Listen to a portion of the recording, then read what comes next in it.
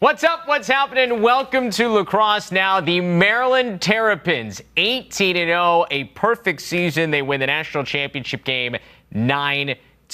Welcome here to Lacrosse Now. He is Tom Eschen. I'm Travis Eldridge. A special edition as we wrap up the 2022 men's national championship game. The Terps taking down Cornell.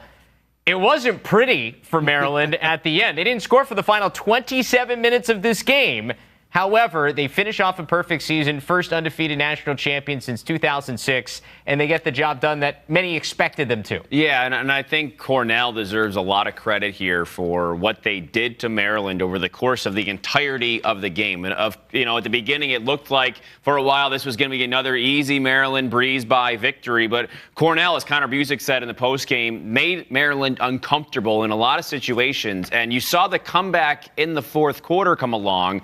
And one of the reasons for that, you saw Maryland. They were gassed. They were tired. And that's because Cornell made them work for a lot of what they had to do. Maybe things they didn't normally have to work for on a really hot day out there in Hartford. So at the end of the day, Cornell deserves a lot of credit. I don't think there's any other team in this country that could have given them a game like that in this kind of a championship format. We saw Notre Dame do it once in the beginning of the year, early on in the year this was kind of a similar game to that. And Cornell was the team that could have given Maryland, if you have another quarter, and we said this with Maryland last year against Virginia. You have another quarter, the way Maryland was playing, maybe Cornell wins this game. Maybe if they play again, Cornell wins this game. But Maryland, give them all the credit they deserve. They are the champions. They were able to win this game that wasn't an easy one and do it in an ugly way. And you got to win. It's going to be pretty. It's going to be ugly, and they were able to do that in a lot of different ways. So we're going to break down this national championship game and the season as a whole over the course of this show. I start with this game early on because Cornell scored the first goal of this game. It was 1-0. And early on, it felt as though Cornell had a bit of an edge. They had a couple of really good looks before Maryland ever got on the board. Maryland went scoreless for about 9 minutes at the beginning of this game. And there were a couple of really good looks for Cornell to go up 2, maybe even 3-0.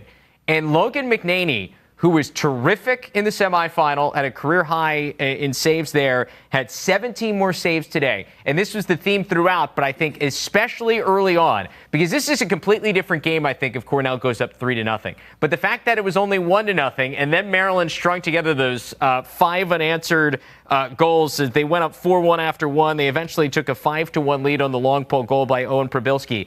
That, to me, was as good as Cornell was at the end. Their chance to win was going up 3-0 early and punching Maryland in the face because they hadn't had that all year. Yeah, I mean, you look over the stats and you say, okay, no one's outshot Maryland all year long. Cornell did that in the championship game. Yep. They did that in the first half. It was 21-19 after the first 30 minutes.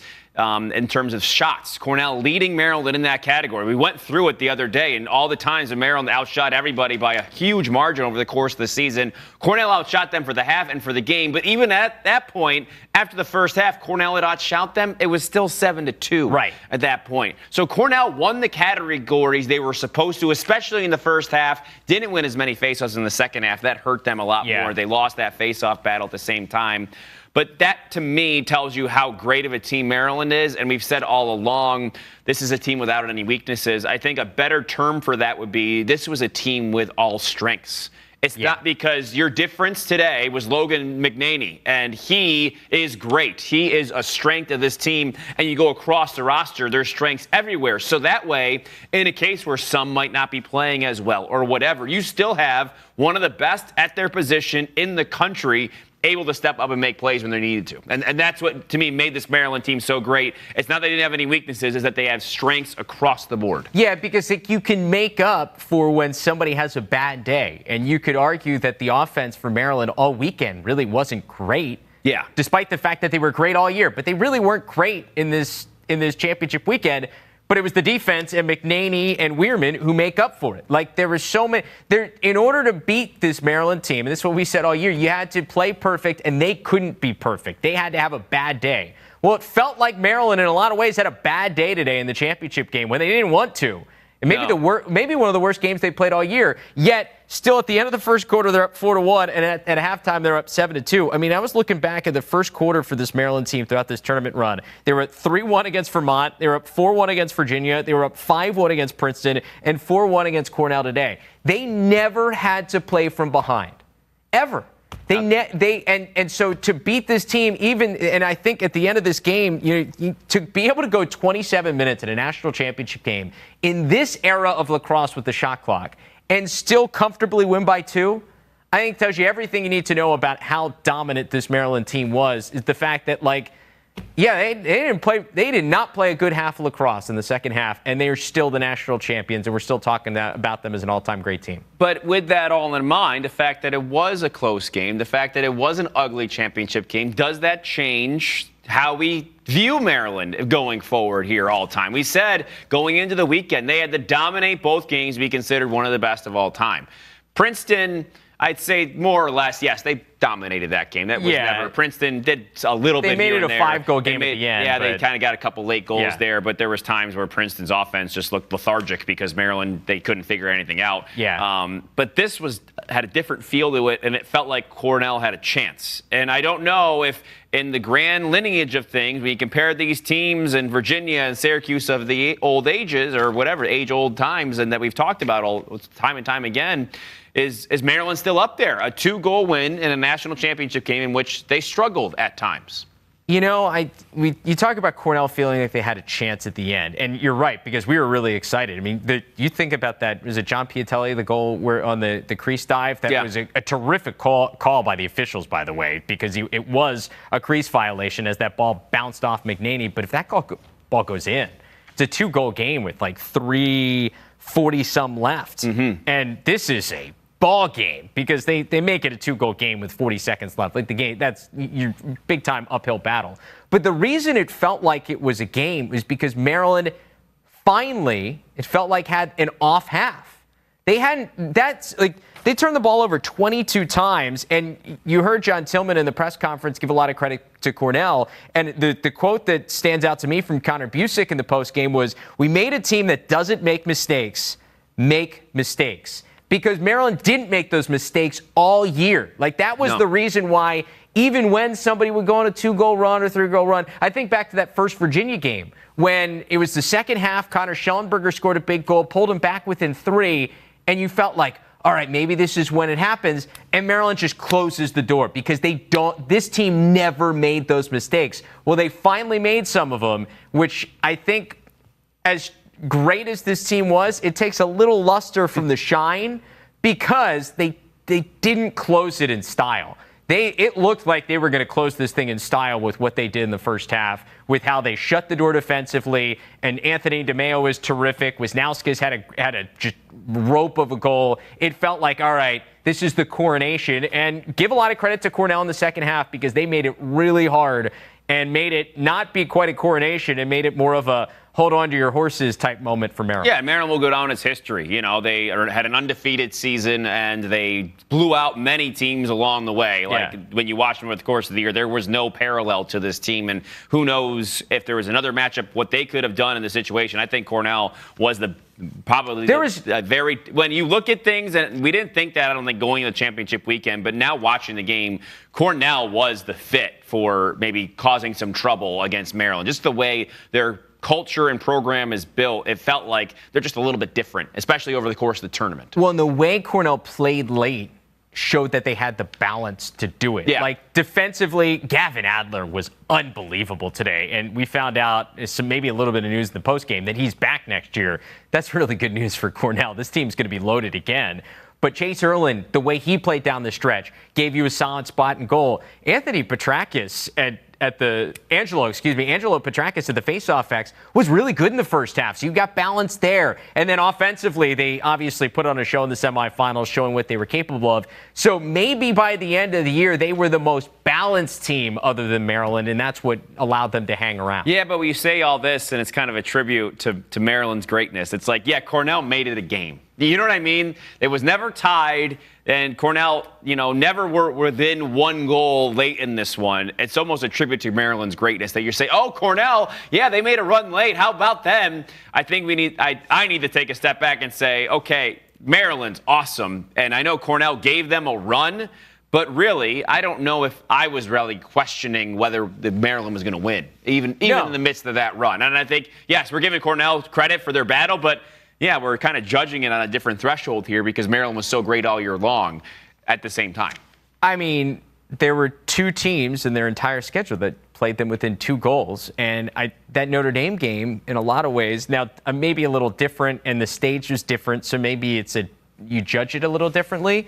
But that game was a very similar situation where it was Notre Dame who was trailing the majority of the game, and they scored a couple of late goals to make it a 2-goal game, in the same way that Cornell was trailing for a majority of this game, and yeah, they scored 5 straight goals to end the game, but for the most part, it was almost never a question that Maryland was going to win this thing. No, right, like you said, at the very beginning of the game. First quarter, I said it was over. First quarter, you could feel it. When they went up 4-1. As soon as the 4-1 lead happened, you're like, oh, okay, this is different. And you thought for a second, you saw Cornell challenge them for the first 7 minutes of that game and think, okay, Maryland is going to have to navigate this. They adjusted so quickly. And, late in the game, obviously, it was Cornell that had the upper hand in that second half. But Maryland, you kind of saw them almost the gears in their heads turning as they tried to figure out what Cornell was working on, what they were trying to do. And a big part of that as well, the Maryland defense, holding, like you said, with McNaney, with some of those saves he made, holding Cornell quiet, even the fact while Maryland could not score early on. And that defense on Piatelli was incredible. He ended up with a goal and an assist that both came pretty late in this game. Obviously, the dive goal was called off and all of that. So the way they were able to shut down the nation's leading goal scorer, I mean, that's just another feather in their cap, just another part of this team that made them so great because they could do it to you in so many different ways. Yeah, and I think what we figured out here in championship weekend is that they were that much better than anybody else in the country.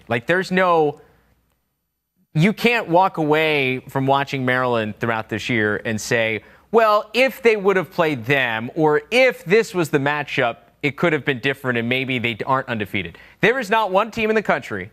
You can't argue to me that there's another team in the country that could have beaten them on any given day. No. Nobody. Maryland was going to beat, if they had to line up and play all 70-some teams in Division I, they were going to beat every single one of them no matter when they were playing this year. Yeah, and they proved it. They did. They showed us that on the field. You looked and saw on paper, said, wow, look at the transfers coming in there. They got Donville. They got Prabilski. They got Keegan Kahn. And said, oh, this team could be great. And then they did go out and prove it, too, with dominance for the majority of the season. And I think that shows you a lot about the group and what they were able to do and accomplish moving forward a year after, as we heard so many times in the press conference, a year after losing in the championship game. So John Tillman dodged the question of where they rank all time. He said, we'll leave it up to you. So that's us. We're going to. It's up to us. It's up to us. Where do they, with what we saw this weekend, where does it feel like they rank? I do think that this game some people might remember this game more than others. I don't know if everyone's going to say, oh, they've only won 9-7 in the championship game. I like you said, it kind of leaves a bit of a bad taste in your mouth. I actually think, I was thinking about this after the game. Tillman's up there smiling with his guys. I'm like, if this happened in the early April, their practice tomorrow would have been brutal, right? I mean, they would have been reamed out after this, right? That's what is mind-blowing to me. Yeah. Because I'm like, thank goodness it was the championship for some of those guys. But that's notwithstanding. I think that, an undefeated team always has its place. I don't know if it overtook anyone. I think it probably is along the same tier. I think if maybe they go on and win 9-2, or maybe they get a couple more goals and make it 11-4, I think you kind of have a different conversation there. I do think that final score makes a difference.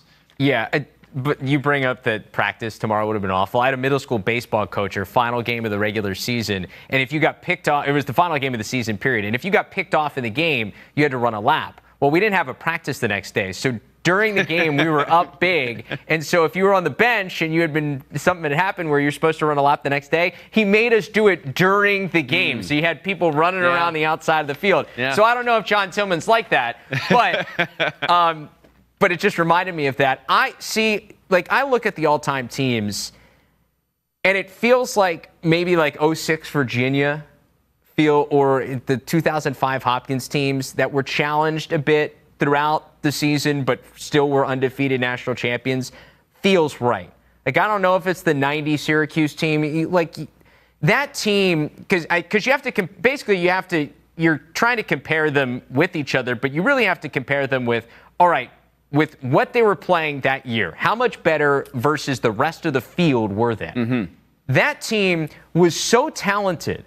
That 90 Syracuse team is so talented. You show up to the Final Four, and like they're going out there scoring 20 goals. They could do it in their sleep. While Maryland, it felt like as good as they were and as much more talented as it felt like they were than everybody else in the country, you could still have a team in Cornell that found a way to muck it up enough to make it interesting in the national championship game. And so to me, that's where they maybe fall short of that all-time greatest mark. Yeah. Because of what we saw over the course of this. Just a little short, yes. But you're still one of only a couple of handful of teams to ever complete an undefeated season and win a national championship. And that alone puts you in a class all by yourself. Yeah, I agree with that. And I do wonder, it's hard to hold 2 games against the team that dominated the other 16. You're right. It was pretty easy for them. You know, the Hopkins game, I guess you could say, was a little close. That's a rivalry game, but it wasn't really that close. Yeah. And neither was the Notre Dame game. The Notre Dame game is kind of like this one. This game really wasn't that close. Was it? At the end of the day? I guess I'm talking myself into it now, but... No, it's kind of exciting. It's hard to hold these 2 games against a legacy team like Maryland. But you have to. But when you're comparing a team to the team that's widely considered the best to ever play the game of college lacrosse, you have to hold every game to a certain standard.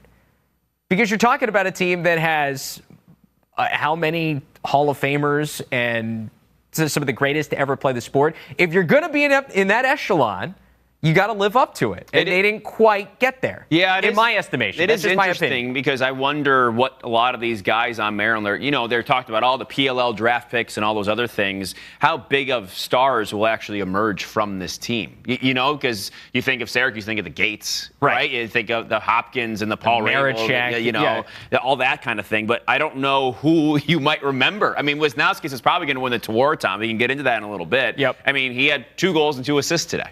He had just another I didn't even realize. I looked at this. I didn't realize he had 4 points. I thought, okay, I remember he had a couple of assists. He had a goal. That really nice goal, on. Yeah, he had an early goal. And then I look at the stats. I'm like, he had 2 and 2. That's about right. Yeah. So I don't know. Yeah, you'll remember Wisnowskis won the Tewaaraton. But I don't know from this group of players who really will stick out and that you'll say, oh, that was the team with what's-his-face. You know what I mean? That's the team you remember. And maybe these guys will have a pro career after this that will help that case a little bit more because there could be time to do so. But you wonder, as you look across the board here, you're like, well, I'm not really sure. Yeah, because that 06 Virginia team, too, went on to have, I think at one point in the MLL had, I think it was Matt Ward who was talking about this on ESPN during one of the rain delays. He was on that team, and you had guys that ended up being MVPs in the MLL and the best goalie in the league and all-pro kind of guys. And you're right, I don't know. But I think you look at Logan McNaney with what he's done. It feels like he's a guy who could have a really terrific goalie career. He would be just the next in a long line of terrific Maryland goalies. Brett Makar is terrific as a close defenseman. Yeah, those are guys you Weirman at the face-off X.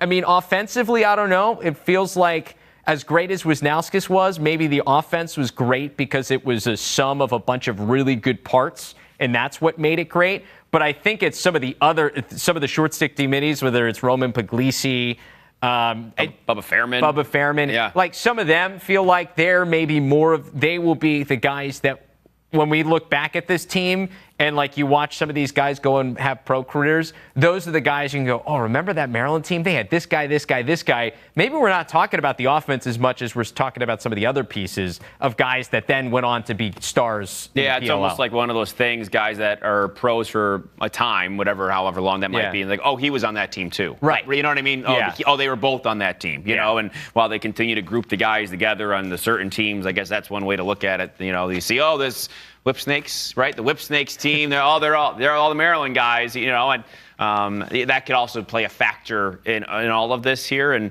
maybe, you know, it's hard because you have a guy in Jonathan Donville who I think would be more you'd associate more with Cornell than anything else over the course of his career. It's tough to pair him. Donville, a guy that's going to be probably one of the best NLL players coming up here in the next few years, a guy that will have a pretty good pro career, but I don't know if I can associate him with this Maryland. I guess, I don't know how to justify that. Feels weird. And you know what? And I love the story that John Tillman shared in the post game when because Maryland obviously was watching that Cornell-Delaware game at Ohio State in the quarterfinals. That was the first game of the two.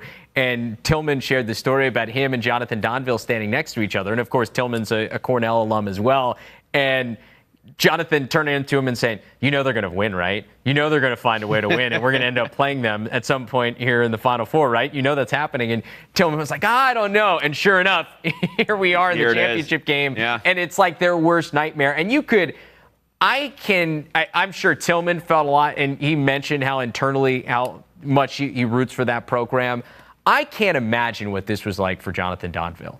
Because unlike some of these guys who ended up transferring different places for a fifth year, he didn't have the option to go back. Right. Because like if it was up to him, he would still have been playing on Cornell, and he would have been playing in this championship game on the other side. If it was up to him and everything worked out according to plan, that's where he was playing his last year of college lacrosse. But he didn't have that choice. And so he ends up going to Maryland. He wins a national title. But I can't imagine how conflicted he was playing in this game, knowing that, you know what? Like, those were my guys. And it's not like I made the choice to leave them. I didn't have the option to go back and be with them again. Right. Yeah. That is so hard. Yeah, it would have been like in the Mighty Ducks if like Charlie Conway had to go play for the other team, and go back and play the Mighty Ducks, and that would be like that kind of dynamic, right? Yeah, like it'd be very uncomfortable on both sides. It's like when it's like what else you got? No, it's in D2. A real reference. No, in D2, the Mighty Ducks. When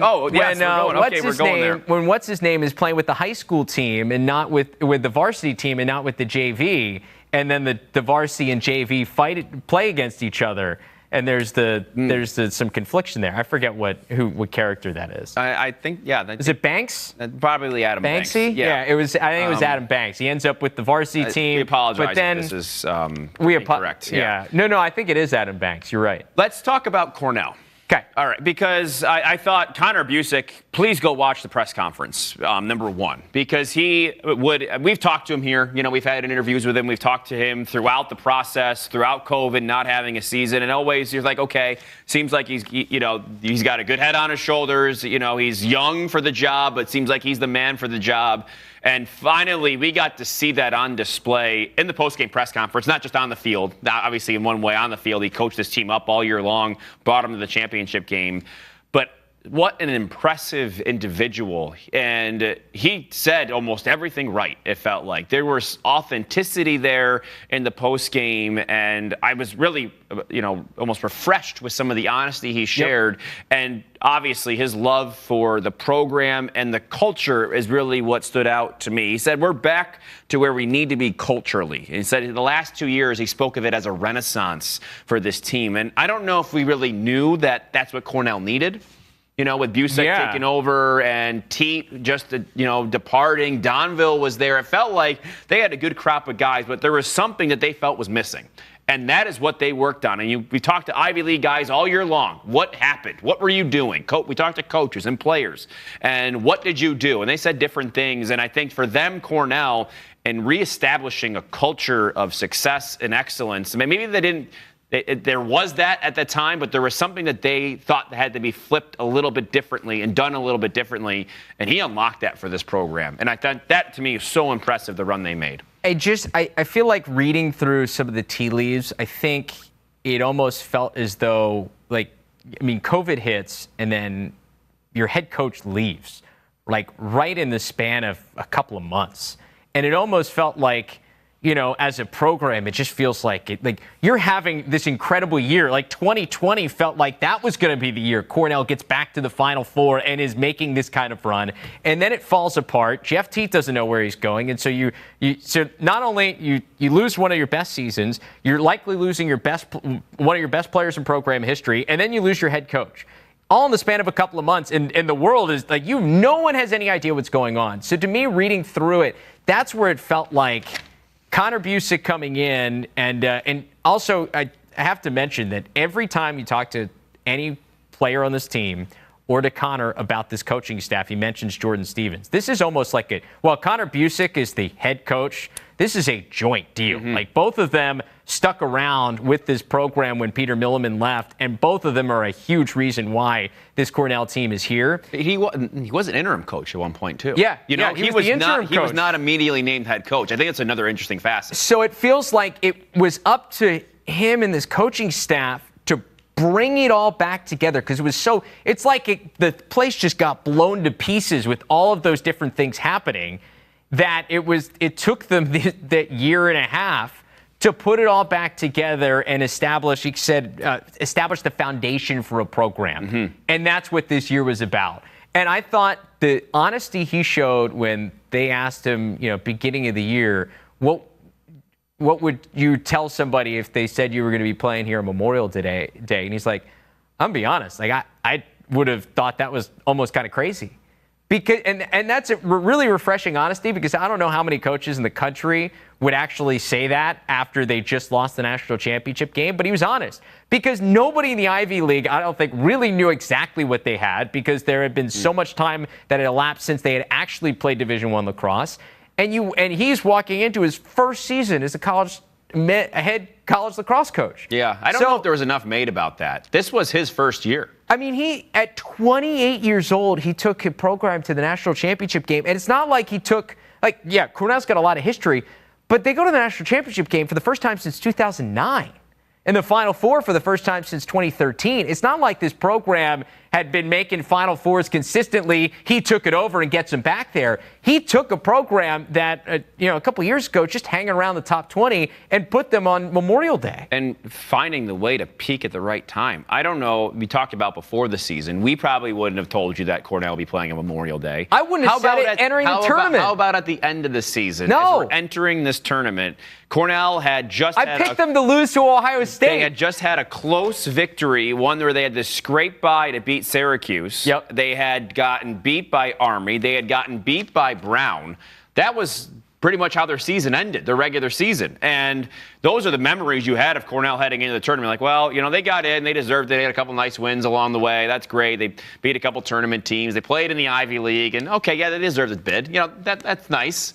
I don't think anybody when the tournament began they're going to make a run to the championship game. So to me, there's a lot when it goes into that of belief. And you heard Quentin Kessler say it on the broadcast a lot, but there's a lot of belief and the ability to adapt and find out what worked for the team in the right time. Because I think that's really difficult for anybody, whether you're 28, whether you're 58 years old, whether you've been doing it for 40 years, to be able to say, okay, how do you navigate the ups and downs of a season? Because they were up at one point in the year. They get that big win over Ohio State. Everyone's like, wow, Ivy League's back. Cornell, Gavin Abbott, let's go. And then you go down and you're able to find the way to peak and click after all that happens, after some teams have figured you out at this point. So I'm so impressed with what they did in the tournament and then what they did in the championship game and being able to make some of those changes in the midst of the moment. So amazingly done. And they've got a lot to work with moving forward now. And we talked a lot about Michael Sowers with Princeton, but I don't think enough is made for the fact that Cornell, when they were so great in 2020 and with the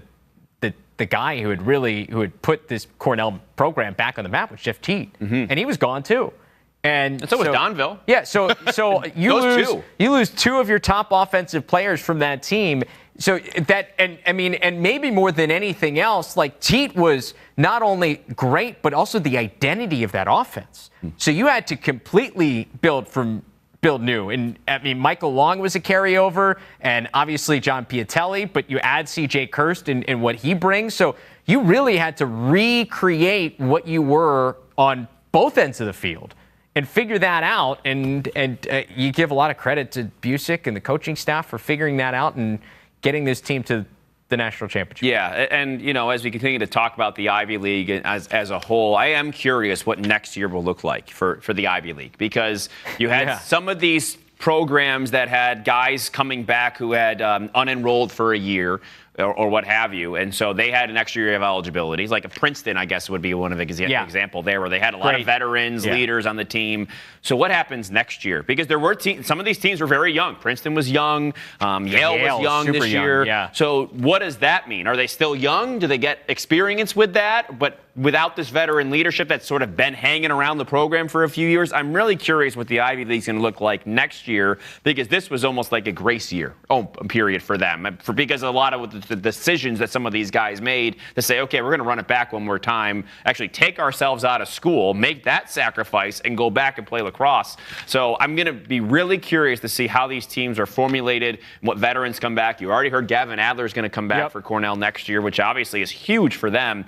But I'm really wondering. I mean, I don't know if there are 6 teams in again, but we'll see how strength. I mean, the conference, as we know, even in 2020, was the best in the country at the time. So it come back 2022, it's the best again. What will 2023 look like? You talk about the sacrifices that teams made, and John Tillman for Maryland mentioned the sacrifices that this team made last year in order to get to where they were. They played the only Big Ten schedule. They were testing more than anybody else in the country because the Big Ten rules and all that, and all the things that those players did. And you could feel that the guys that came back for Maryland, it was a similar feel this year. I think it was a similar feel a lot of places of like, I mean, anybody who came back for that 5th COVID year, like, this is why you came back. You came back for this. Like, for any of these Ivy League guys, you came back for just a chance for it to end on the field. And so for seniors all over the place, I feel like this was like a little bit of a redemption year of, okay, my year ended on the field this year. Like, it feels right. For some of them, it did last year too, but it just didn't feel the same. This finally felt right, and I'm thankful for that. Ivy League guys didn't even get to play last year. I know. Which is crazy. Yeah, it's nuts. And then they come back and they get 2 teams in the Final Four. What an impressive turnaround. And I'm so happy for a lot of those kids that got to go out there and play and be like, yeah, this is what you guys were missing last year. We were missing last year. Back to looking at this tournament real quick, because this just came to mind. Maryland's game against Virginia in the quarterfinals, was that the best game that they played all year? The game that Maryland played against Virginia? I would say, yeah, for sure. Because to me, that's when it felt like it peaked for Maryland. Yeah, because the 2 games after came Princeton and Cornell and a couple. I mean, and you look at the competition. You have to also look at the ACC this year, and it was not the ACC of old. And I know people were saying, get Notre Dame and get Duke in. They belong in the tournament. They didn't earn it at the end of the day. Whether you want to look at one set of criteria or not, win one more game if you're Notre Dame. I'm sorry. At the end of the day, you got to win a game, and that's all there is to it. Yeah. But because you have to look at the full season, because everyone said Notre Dame was playing the best at the end of the year. The teams that got in had the full body of work. You can't throw out a month of the season and say, oh, we're playing better in the second half. And I think that maybe that's a lesson the ACC teams learned this year. And Virginia was the only one that was representing the ACC. And you also have to look at how they played all year long, which I don't think was up to their standards at the end of the day. But you felt like that was the time they were going to peak in the tournament. But I don't know if they were I don't know if they had experienced something like this against Maryland all season. They had played Maryland, but they hadn't really experienced the game in which they were successful in beating a really good opponent and beating them. So I don't know if they were able to replicate that against a team like Maryland, where they could say, okay, we can live up to these standards. You know what I'm saying? Yeah, no, I do. And I also think that Maryland was so crisp in that game. Like, you saw, like, some of the plays that happened. Cornell did a really good job at winning some 50-50 battles of ground balls, and that's, I think, some of the second half that helped them. But like in all year long, one of the things that impressed me so much about Maryland is like the 50-50 balls. Like there was a play in the first half where Anthony DeMeo tracks the ball down. It was a shot. It was a missed shot. He tracks it down on the sideline, and I think a lot of players just would have let it go out and gotten the backup. But he tracks it down, tight ropes the sideline, kicks it over. I think it was to Wisnauskas, and boom! All of a sudden they score a goal, and just like that, it's 3. I think it was either the 3-1 or 4-1 goal. And those were the plays that they made. Like, I felt like that Virginia game, they made 15 of them. Yeah. And every single one of them led to something good for Maryland. And that, to me, was where, like, it felt like that was the pinnacle of what their best was, yeah, we can beat you 6-on-6. We can beat you in transition. And when everything's gone to chaos, we're also going to beat you there. We'll beat your best athletes against our best athletes. Yeah. We'll shut certain guys down. We'll make it our game. And I think at the end of the day, right? That's what they did for sure. And that's what we didn't have maybe in this Final Four, which it was a little bit of Princeton's game a couple times, and it was more of a Cornell's game than anything else in those final 2 games. But yes, that was Maryland's game. They played the way they wanted to play for the entirety of the time against Virginia. Yeah, for sure. So to talk more about this national championship game, we've got Harvard coach Jerry Byrne joining us. Jerry, thanks so much for taking some time here on Memorial Day. Just your initial reactions to what we saw with Maryland today against Cornell, and just altogether Maryland as a team this year. You know, I think you saw the best of Maryland and also the best of Cornell. I felt like, McEnany had been tremendous all year. It wasn't like they were winning and he wasn't making saves. I think over the last 5 or 6 weeks, he's consistently had 15 plus saves. So when you're playing a game and you're putting that kind of pressure on your opponent, you're putting 30 plus, shots on cage. That should give you a great chance to win. I think you saw, Cornell do that in the latter parts of the half. But I think as many people have said, that maybe Maryland wasn't as dominant as they had been earlier in the year. But, as you get to the end of the year and the best teams are still on the field playing, you're going to get those teams' best shot. And people are tired of hearing about how invincible Maryland was. And so I think the convergence of 2 games in 3 days, the heat, Cornell playing a tremendous game, and as, maybe imperfect as Maryland was, it wasn't Maryland's imperfection. It was Cornell's, grit and skill and competitive themselves. So I think a tremendous game for both teams. What do you think Cornell did to challenge Maryland a little bit more than we've seen all year long? I think they moved. They did some things that they hadn't done. They inverted their second midfield line. They moved the dodging areas for Kirst a little bit.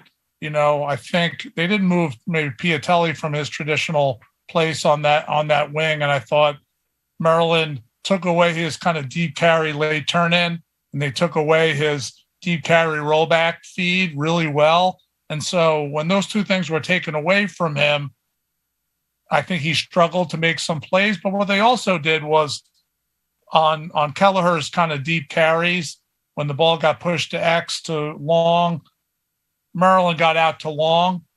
And so as a result, if Long tried to carry right-handed to get the ball to Piatelli, that bought Maryland time to extend out and sometimes even deny that pass, where Piatelli often gets his starter dodge from that wing or the high corner. So I think the combination of Cornell doing some things different, but being really consistent on the things that had gotten them there, Maryland was really prepared for that. And for the things that they weren't prepared for, McEnany was there. Yeah, you mentioned McEnany, the goalie, and his game, both his game in the semifinal and here today in the championship are really special. But that Maryland defense it felt like in the stretch where that allowed Maryland to get up in this game 9-2, it just felt like anything Cornell tried, Maryland was there defensively. You obviously have coached some terrific defenses. What is it with this Maryland unit that made them so tough to play against? I think they were more flexible than people, would give them credit for. I think they probably went into some games and said, hey, we're not going to slide to this matchup, but we have to be prepared for certain guys on certain parts of the field. I think, but they were also flexible enough to they went to a couple of Piatelli's deep carry rollbacks where they had a pole, they had Ray Hill, whoever was on the ball, and he would roll out and they would slide quickly. And I think they slid to a couple of Kelleher's kind of bomber dodges where he was getting the ball with a 15, 20-yard run from the midline. That I think they were able to kind of have a duality in that where, hey, we're not going to go to Maycar or Ajax unless certain situations were happening. And then other times they went quickly when they knew a guy on Cornell's team was getting to a part of the field that they knew he was really good at. So I think the duality of that, I think, really showcased the great job that Coach Bernhard and Coach Tillman have done in creating a great defensive culture at Maryland. Yeah, they have a perfect season, and they blew out a lot of teams along the way. Where do you put Maryland personally, in the terms of all-time teams? I know it's been talked about so much. Does this result impact that at all, too? I think it's always great bar arguments, when you start, you're talking about a 16-year difference. You think about how different the game is in 16 years. I was at that, that Final Four. I went to UMass, so I was there supporting my alma mater. I wasn't even a college coach then. I was just a regular corporate guy at that point. And I remember leaving that weekend and being like, I don't think I ever seen a team, just be so smart with their, shooting, and their stick handling was just so clean, the Virginia team of that year. And then I think 16 years later, you see a lot of the same elements that made that Virginia team iconic was replicated in the Maryland team. Smart shooting, clean stick handling, great spacing on offense. I think not to take anything away from that Virginia team, but I think you look at the depth that Maryland had at the defensive midfield, and it's probably going to end up being one or two Schmeiser winners on that defense for Maryland and all the professional draft picks. I think that'll be an argument that they're going to have to go to the top of Mount Olympus to riddle that one. But I think this Maryland team is easily one of the top 3 or 4 teams that's ever been on the field. Yeah, and I think we talk about the era, and obviously the shot clock has changed some things since that 2006 Virginia team. But also I feel like just the parity, when we saw from different teams across the country, like on any given week, somebody could get you. Like I know you as a head coach, that's what you have to preach to your team. And so to see an undefeated season where it could have been High Point in game 1, or it could have been a feisty Richmond team, or somebody in the Big Ten that slides up and gets them on a given day. So to me, going undefeated with the amount of parity and talent we see across the board in college lacrosse is what stands out about this Maryland team in this era. It's hard to be really good every week. And even, you looked at the last, just this weekend, people will criticize that Maryland wasn't as dominant, but that's the moment creating that. That's, the length of the season. It's the pressure of bringing your A game every week, and sometimes 2 or 3 times in a week. But a lot of it had to do with Princeton and Cornell and what they, the kind of pressure that they put on Maryland. So, that's what makes it super impressive. And, the easy narrative is that, okay, you lose last year, and in the Hollywood version of all of that, then you get, you have the meeting after the game and the stirring music comes on. And that, that I think that's a real simple narrative. I think that, you build that culture over a decade or so that John has been there, that he inherited from the prior coaches and the legacy at Maryland. And, you can't underestimate the value of having 5th and 6th years and transfers and grown men on that team. That not to take away, because I think the real impressive story is how you maintain the culture that you've built and integrate talent and personalities and idiosyncrasies of 45, 50, 55 players in a locker room. Skill, players know usually within reason where they fit in a pecking order or in a depth chart, but figuring out how to integrate them all, the personalities and all the things that are off the field elements, I think that's the real, most impressive thing about what Maryland's able to do. You mentioned the Hollywood version, and we were talking about this, and I would watch a Hollywood version or 30 for 30, whatever we want to call it, on the Ivy League this year. After, of course, it so well, last year not having a season, and then you see 2 teams in the Final Four, and then 6, including your own program, in the NCAA tournament. What was it about these programs, and obviously you can touch on yours here too, Coach, that were able to, I don't know if it's a bounce back, but able to come back into the fold with such success so quickly? I think there was, each team lost talent to the challenges within our league. And then even within our league, some of the rules and limitations about graduate classes and grad school and the number of semesters that you can be at a school, it varies from Harvard and Yale to Cornell. So we won't get into the weeds on that, but every team lost a lot of talent to graduation and transfers and the transfer portal and things like that. And I think there was a lot of fixation on that versus what all the teams were doing to cultivate and develop their talent in the face of being separated. And so it's not like the players were crying in their pillows and, lighting, votive candles, scented candles from Yankee Candle Company in their room. They went to work. They got better. They lifted weights. They conditioned. They watched film. They controlled what they could control, which is a cliche, and that's beaten to death. But that's 100% what every coach said. And combined with, the narrative around, oh, this is the death of the league and no one's going to want to go there. Listen, not one leader on the campuses of the Ivy League schools were asking the lacrosse coaches what they should do about the pandemic.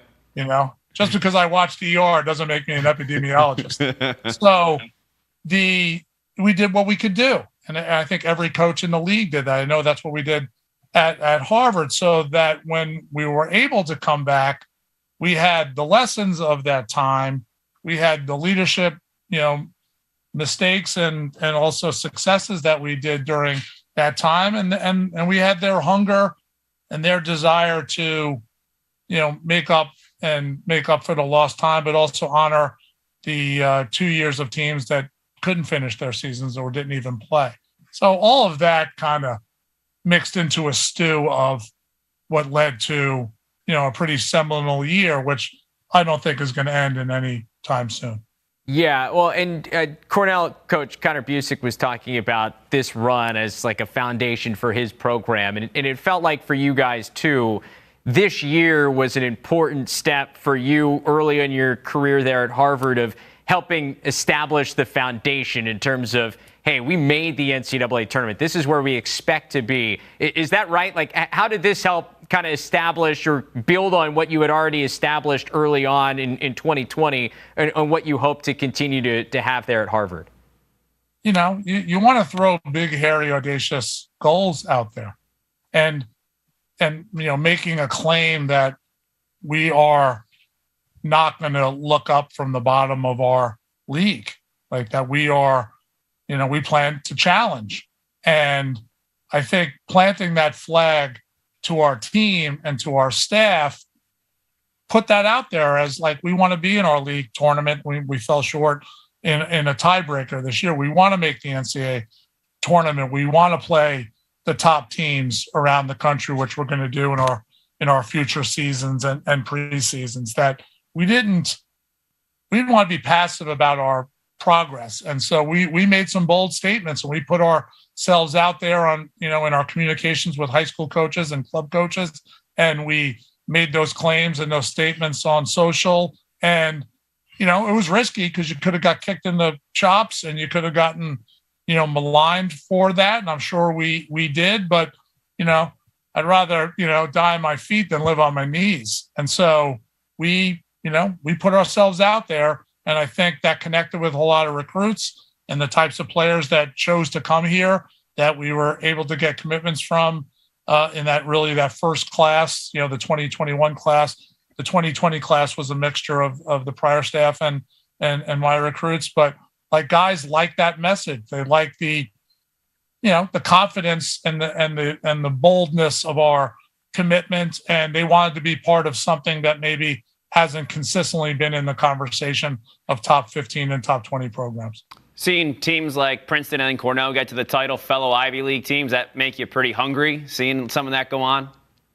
I don't think it's like the SEC where, everyone's chanting SEC, SEC. I think there's enough of a rivalry within the league that, listen, when we lost some of those games, I text the coaches and tell them congratulations, and I tell them what was impressive. I definitely did that with Connor when we played them this year, so I wasn't surprised that they made it this far. I think there's a healthy, rivalry between the coaches, but there's also a respect and a unique brotherhood when you're in a league like this that has such significant academic standards, and the life that they live from 8 o'clock to 4 o'clock every day is pretty demanding. And so I have a tremendous amount of respect for guys that choose to come to a place like Harvard, because they truly do want everything, and they know it's not going to be an easy path,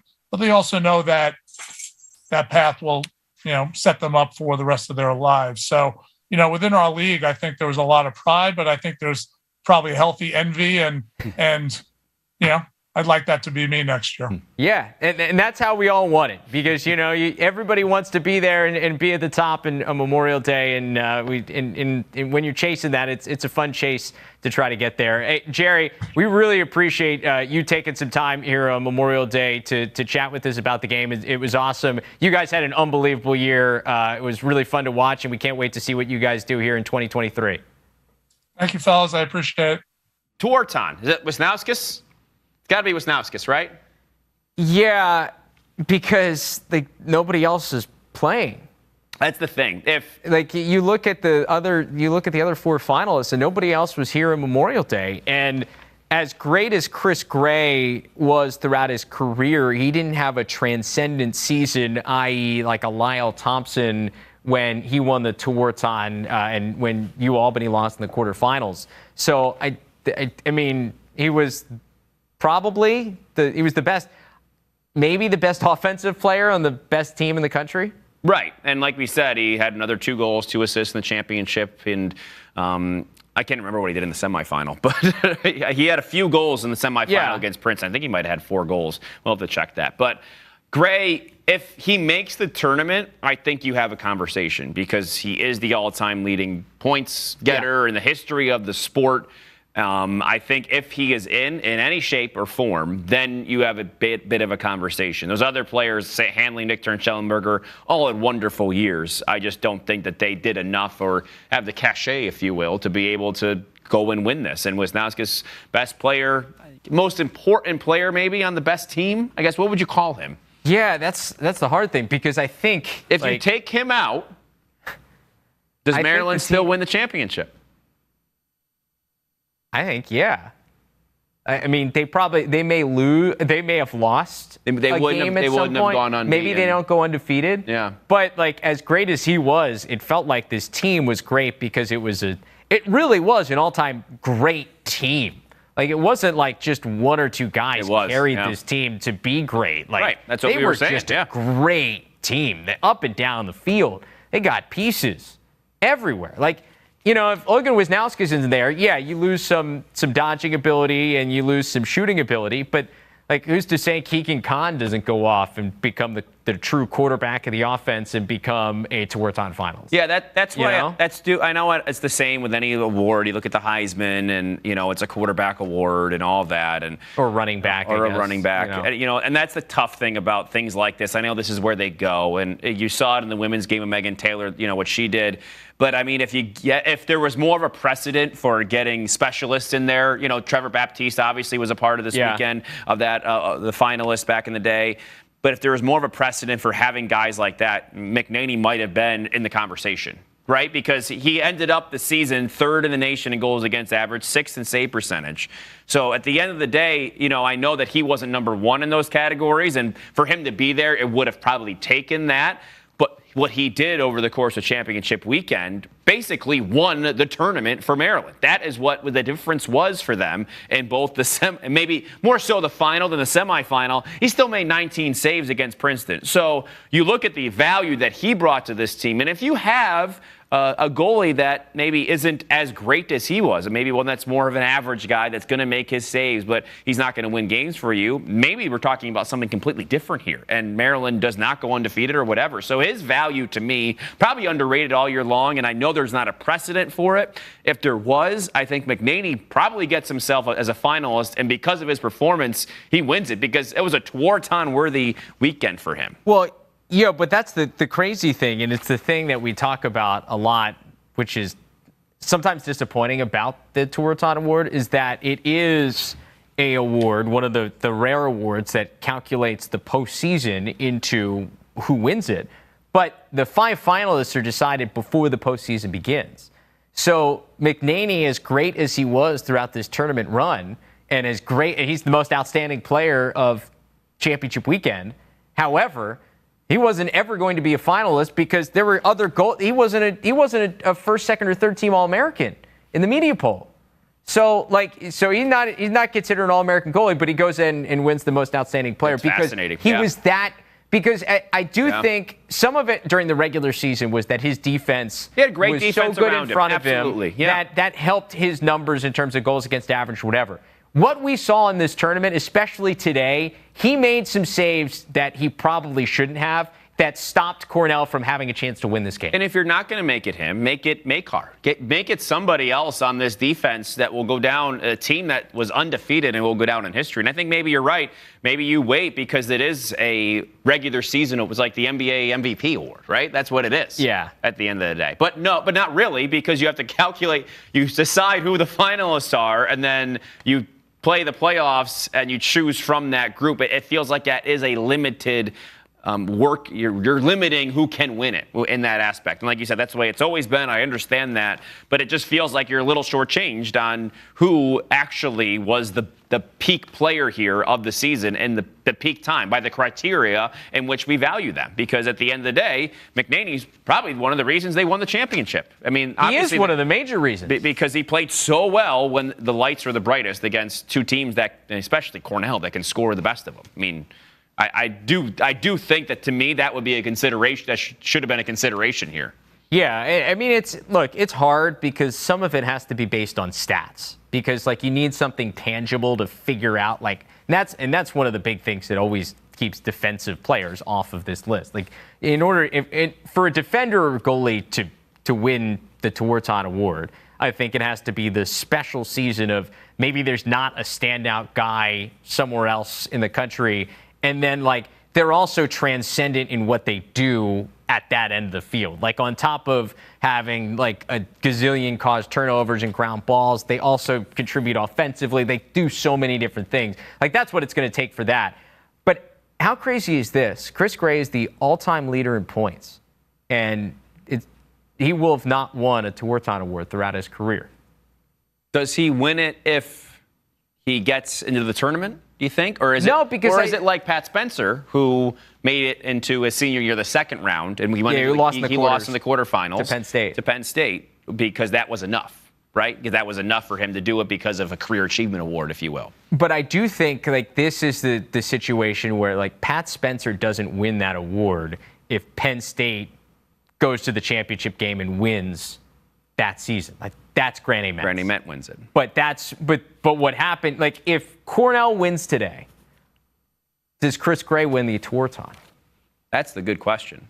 Because I think then it becomes a real conversation. Because Wisnauskas is going to win this trophy because he had a great year and because his team finished undefeated. But if they don't finish undefeated and they lose in the national championship game, you're looking at Chris Gray, and while his team wasn't in the tournament, but he is the highest scoring player ever to play the game. There has to be more of a conversation. I think you're right. I think that Chris Gray, if Maryland loses, should win the award in that scenario. Because it's a career achievement. I'm not sure if he would. I think there's a lot of value placed on the tournament, and because of that, Wisnauskas being in the championship game would have made all the difference at the end of the day. I do think that's what could they have lost in transpired. could Maryland loses to Princeton on Saturday? I think that might change the conversation a little bit. There we go. Yeah, you get the championship. That's fair. That changes. Well, because that's what happened with Grand Amen. They lost. Penn State loses to Yale in the semifinal. Yale goes on to what was that 2019? 19. Yale goes on to 19. Lose to Virginia, and then Pat Spencer wins the Tewaaraton because Virginia didn't have a guy. No, right. And that was the case that year. This case, it just happens to be Wisnauskas was the best player on the best team. He had the stats to prove it. I just kind of wish there were other angles of the game. You know me, I'm a defensive guy. So I kind of wish this defense, you hold, for the most part, you hold Cornell to, 3 goals in 3 quarters, and they play that well. I'm like, why? I know it's a team game, it's a team effort, but there should have been someone on that defense that was given more of the spotlight because of that. Because you don't just do that with a bunch of guys that are above average. You do that with stars. Yeah, that should have been awarded for that. I mean, there are guys on this Maryland defense. They're going to go on, if they want to, have long professional careers because they are some of the best that we had in the game this year. Yeah, you're right. So it'll be Wisnauskas, and he will deserve it because of the way things are these days, and I have no problem with that. I just think if you're living in a different world, multiverse it up. Like in a different world with different criteria, maybe there's a different scenario here. And you know what? You look at Logan Wisnauskas and what he has meant to this Maryland program this year in particular, taking over for Jared Bernhardt and what Bernhardt had done throughout his career. And both of them are so similar in terms of they're just kind of quiet guys. Like they're not guys that stand out when in the media and are putting out sound bites and have big Instagram posts and it's like it's so perfect for this Maryland program. Like you heard John Tillman talk about this in the post game, and he was talking about like he wants to win, because he wants to win a title, but it's more of like he just wants to win so that the guys in the locker room are happy at the end of the year. Yeah. And like that to me, because you're grinding up until that point. It's like it's his way of saying like all of that work was worth it because you're happy at the end. Like all those times that you hated it, like you did it because you're going to be happy at the end of the year. And he feels like, and it's like he's this burden on himself that he doesn't feel like it's worth it for these guys. And he feels bad that he put them through it if it doesn't pay off at the end. And like that mindset as a coach, and especially him, just it fascinates me. And it worked. It works because look at where they are every year. Those mindsets, you look at that, it's a Nick Saban, that's a Bill Belichick, and it's like doesn't seem like the guys are having much fun.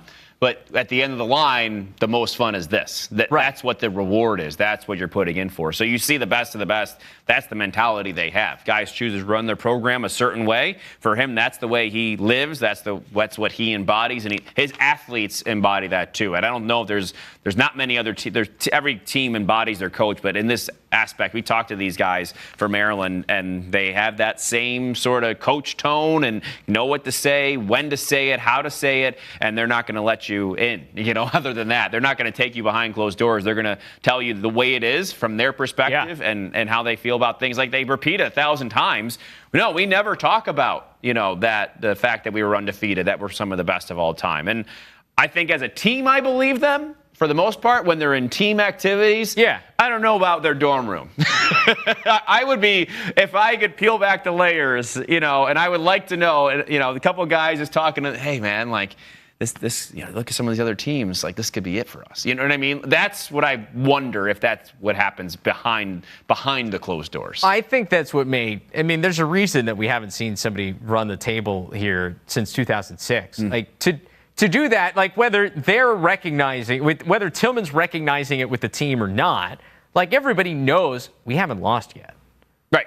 And so you get to a certain point in the year and it's like, oh, we haven't lost yet. And a lot of times that pressure builds. And I wonder if that pressure, not that it got them here at the end, but I wonder if that pressure weighed on them because like that Virginia game, there was nothing that was going to stop them from playing their best because that was the team that had gotten them.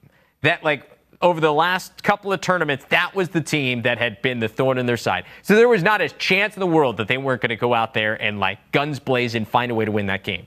But it felt like maybe like some of those pressures did kind of creep in here this weekend in terms of like we didn't get Maryland's best. And you wonder if like maybe they had it free flowing so much that maybe some of it kind of creeped in at the end. Well, I think that's what makes the undefeated season so impressive for Maryland this year and these other great teams of all time that dominate, because it's got to be so difficult as a coaching staff to find ways to make your guys, that make their heads fit through the door. Because you're going out there, you're blowing out opponent after opponent. You don't get an opportunity at the Notre Dame opportunity, I guess you get. You don't get that.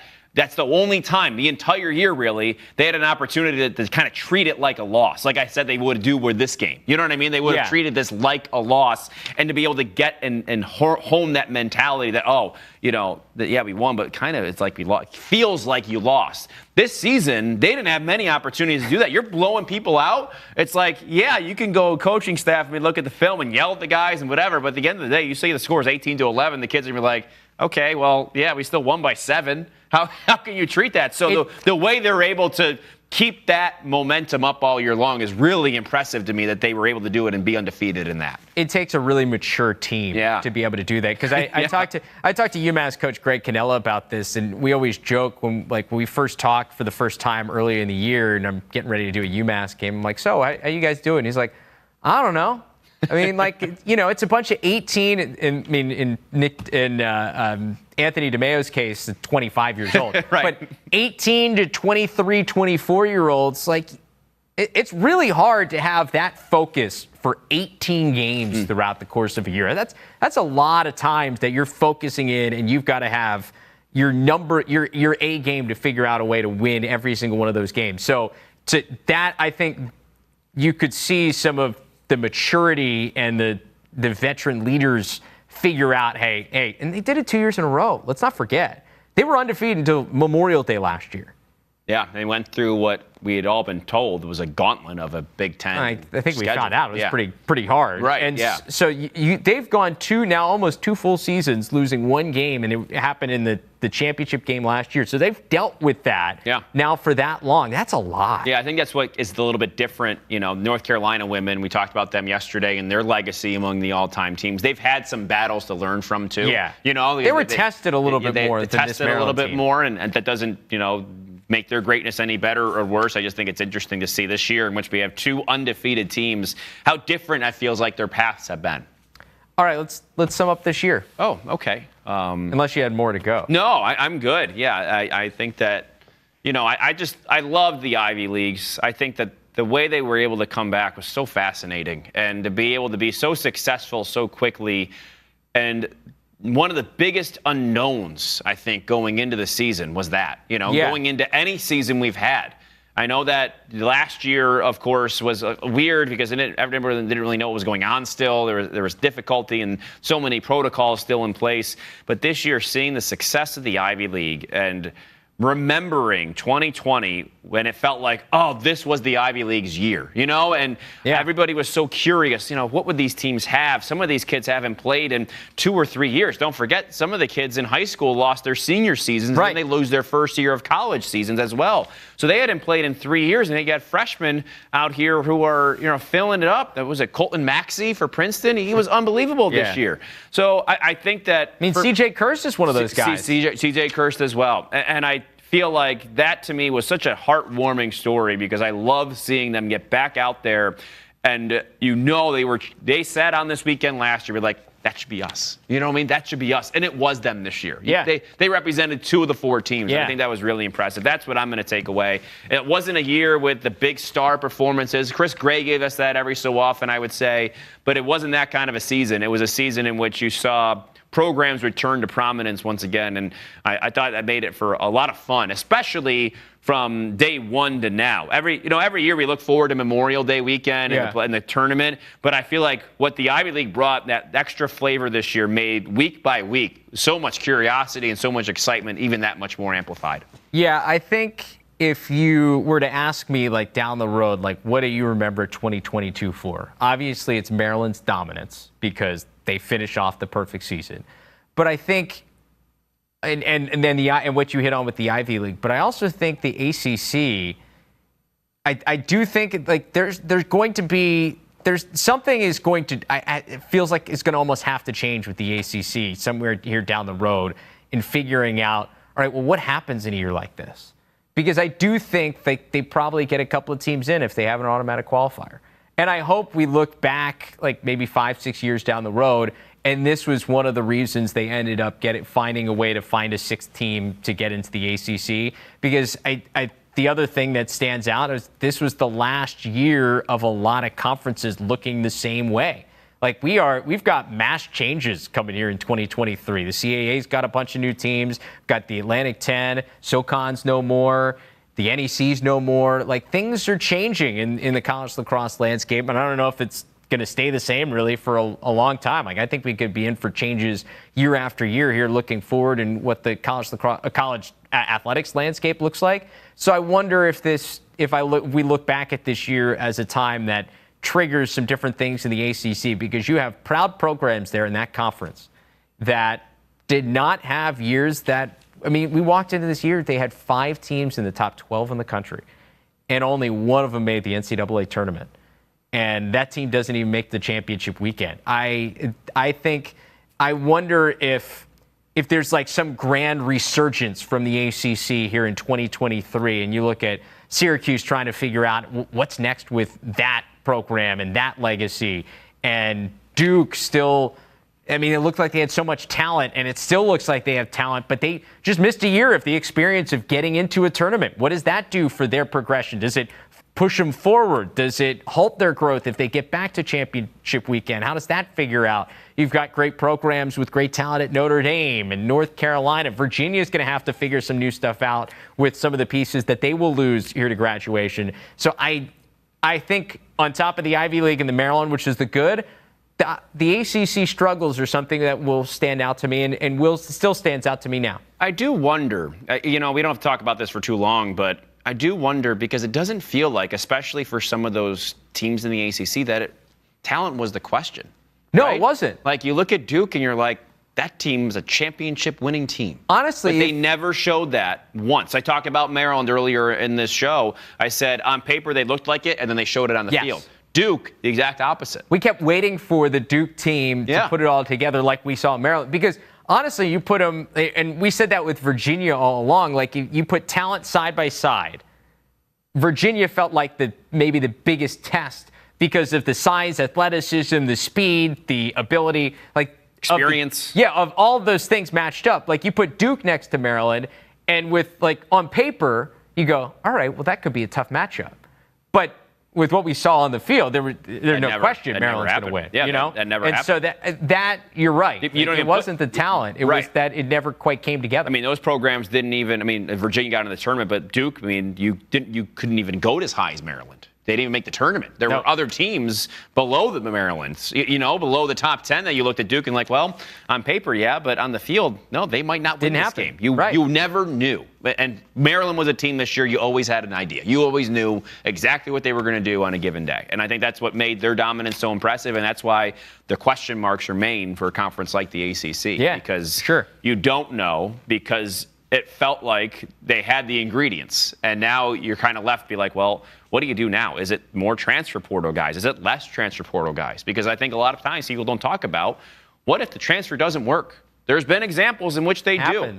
But we have talked to some coaches about it this year. They're like, yeah, there's been, people don't talk about it, but there's times where kids have experiences or teams have experiences where it just doesn't work. And there's a whole other side to this coin that you don't see because it's not up there. The teams aren't winning, and they don't blame the transfer coming in. It's a whole different thing. But there are instances where the transfer portal doesn't always work as much as people might think it does. Yeah.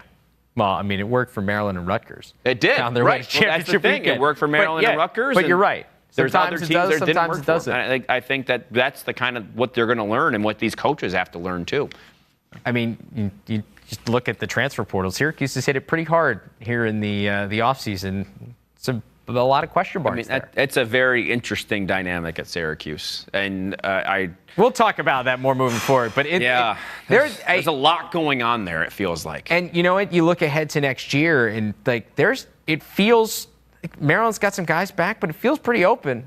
Like I mean, Maryland's going to, I think, be preseason number 1 next year after what we saw all season long. But there are a lot of pieces they got to figure out Virginia's got a lot of new pieces. North Carolina's going to have to turn over from the Chris Gray era. Yeah. Like, it feels like we're going to have a lot of new stars walking into bright lights. It feels like Notre Dame's going to be a team ready to take the next step with Kavanaugh, Kavanaugh brothers there once again. That's one of the teams that I'd be looking for. Obviously, the Ivy League is going to be very involved, and I think you'll see Yale probably in the top 5 going into the year. They should be. With Penn also in there as well. So I think those are the teams that are going to have something to say. But other than that, I think you're right. Georgetown's getting a whole bunch of transfers again.